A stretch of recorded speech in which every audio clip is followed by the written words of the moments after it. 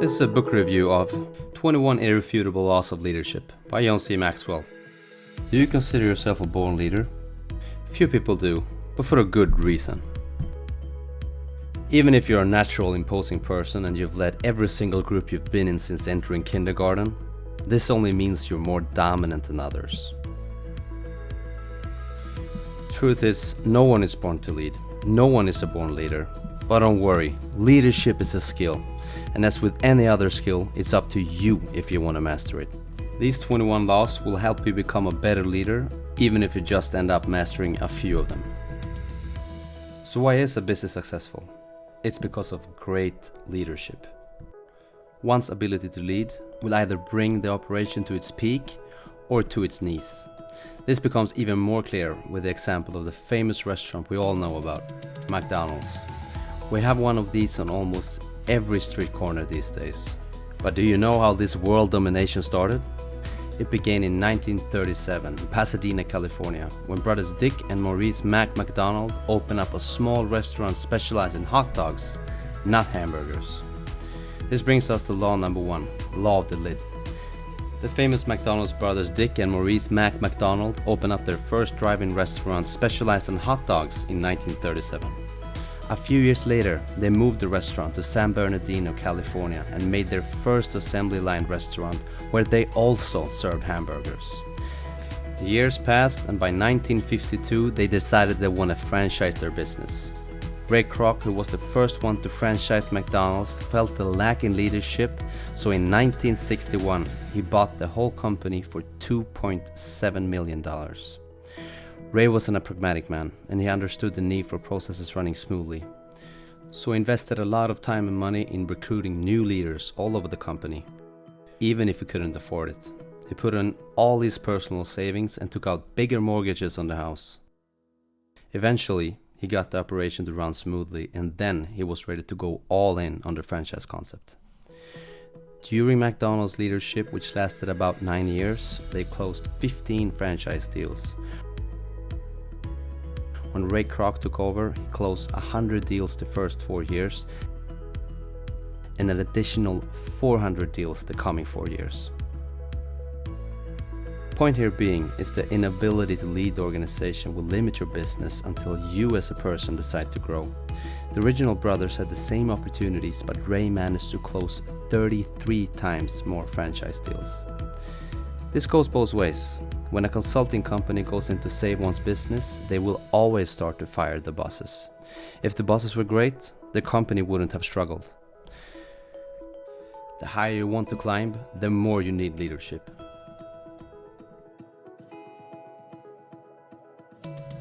So, you want to be a great leader and you know you're in a vulnerable position. So what can you do to make sure it's not you who will fail? This brings us to the next law, the law of influence.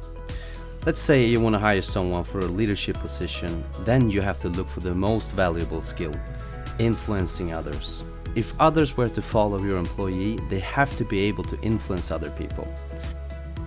Other traits such as titles and practical skills won't make the difference in a leader. Look at Mother Teresa, for example. She might look like a weak person, but she's one of the greatest leaders ever lived. Thousands of people will follow up her cause and the missionaries of charity, and she even continued to grow followers after her death. And on top of that, this was during a time where the Catholic Church struggled to hold on to their members. What can we learn from this? Great influencers pay very much attention to the intangible factors that can affect their followers. Be able to know what is important to the group, safety, vision, or progress. One should be able to spot tension and resolve it before it grows big and truly hurts your business. For example, in a business, groups can be assembled and start an uprising because of a one-time small dispute. Leaders with great intuition will notice this at its roots and resolve the issue before they get momentum and decides to hurt you and your business.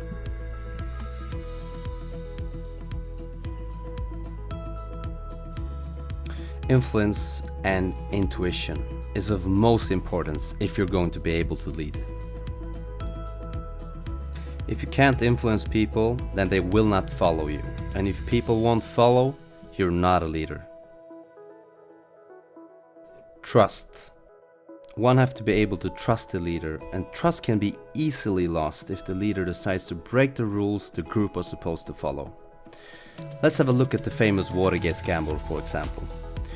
In early 1970s, President Nixon was found guilty on several illegal activities, including being involved in a burglary at the Democratic National Committee offices. His trust got hurt so bad by this incident, and later on the president was forced to resign.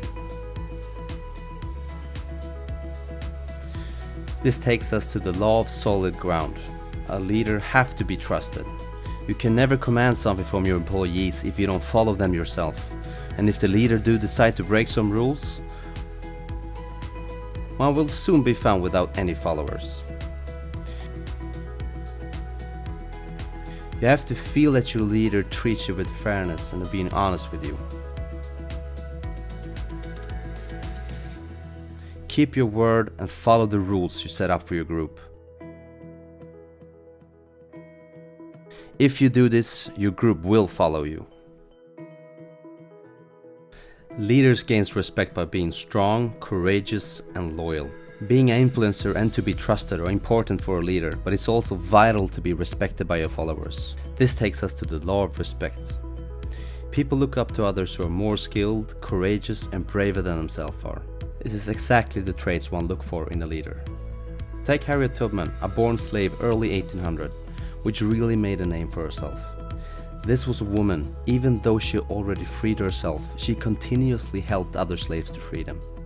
Throughout her life, she would head down south 2 times a year to help free more slaves. That big risk Tubman took every trip down south to free more slaves created a huge amount of respect amongst her followers. The Union even asked her for help during the Civil War as an undercover spy.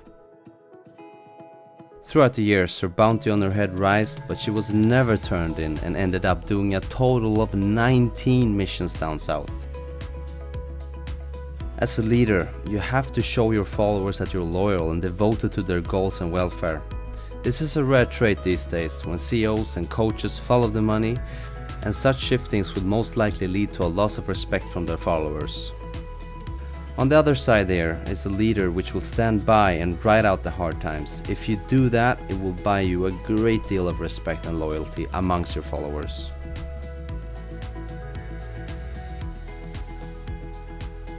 Leaders will shape a team of members who are similar to themselves. You now know what it takes to be a good leader, but what about your team? Imagine your ideal team, and how would you like it assembled? Most likely you will have a team surrounded by people that are much like yourself. This brings us to law of magnetism. If you're an enthusiastic guy who likes money, you're most likely going to end up with members who also likes money and are enthusiastic. A great example of this was during the dot-com explosions. Thousands of companies were started by entrepreneurial folks in their 20s and 30s, and also staffed by the same types of people. It's not just age. If you're a perfectionist, you probably won't be able to handle people who always keeps a mess at their office desk. Law of victory. Are you an awful loser? Don't feel bad, because this mindset is key if you're to keep your energy through a whole tough situation. You see, bad loser mentality will keep you forever searching for a way to win. Winston Churchill, for example, during World War II, he refused to give in even when the Nazis controlled most parts of Europe and were bombing England. Churchill, with his terrible loser mentality, continued to search for ways to turn the war. Eventually, he joined forces with the United States, leading the Allies to finally take down Hitler's regime. You should never back down from being a bad loser. You see, this will keep up your stride and warrior mentality, so if there is any chance of winning, you will win. Another important trait is to build winning teams. See, a great leader knows that a football team can only be made up of goalies. If there were only goalies on the field, there wouldn't be much scoring. You have to diversify your team. Even if a lot of the personality traits may be the same, you have to look for the right skills to the right positions. A diversity is important, but when teams like this are assembled, one must make sure everyone shares the same vision. For example, a player have to be able to pass the ball if another player have a better opportunity for score.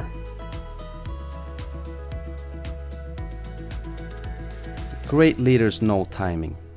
Have you ever worked with plants? Then you know how much effort it goes into this trait. This brings us to the law of timing. If a leader makes the wrong decision at the wrong time, it will be a disaster. But one can also make the right decision at the wrong time, and it will be as much a disaster. Take for example the Hurricane Katrina, which hit New Orleans in 2005. Major Ray Agin knew he needed to evacuate the city, but he initiated with a voluntary one, and it took another 6 hours before he made it a mandatory evacuation. By then it was too late, and many lost their lives because of that timing. Great leaders, on the other hand, know when the timing is right because they have the experience and know why and when it's right to make the call. By being decisive and making the move you need to make due to the situation, you will be a better leader. So what makes a great leader? You have to be influential, make sure your followers want to follow you by looking after their needs and well-being, be strong, courageous, and create respect amongst your team. And lastly, go for victory no matter how bad the situation.